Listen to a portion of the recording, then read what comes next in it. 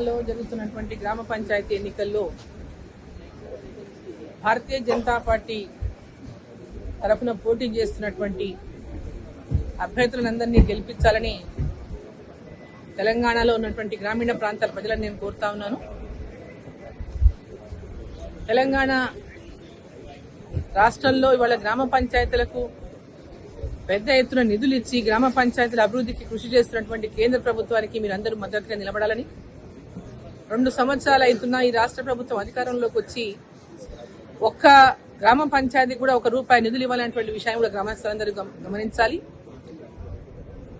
ఈరోజు తెలంగాణ రాష్ట్రంలో గ్రామీణాభివృద్ధి జరగాలన్నా, గ్రామాల లోపల పెద్ద ఎత్తున పేదలకు అభివృద్ధి కార్యక్రమాలు అందించాలన్నా, రైతులకు, మహిళలకు, యువతకి విద్య, వైద్యం అన్ని రంగాల్లోనూ ఇవాళ నరేంద్ర మోదీ గారి ప్రభుత్వం పెద్ద ఎత్తున అభివృద్ధికి తోడ్పడుతున్నటువంటి నేపథ్యంలో గ్రామ పంచాయతీ ఎన్నికల్లో భారతీయ జనతా పార్టీ మద్దతుదారులను గెలిపించాలని నేను మిమ్మల్ని అందరినీ, ప్రజలందరినీ, గ్రామీణ ప్రాంతాల ప్రజలందరినీ, తెలంగాణ ప్రజలందరినీ నేను కోరుతా ఉన్నా.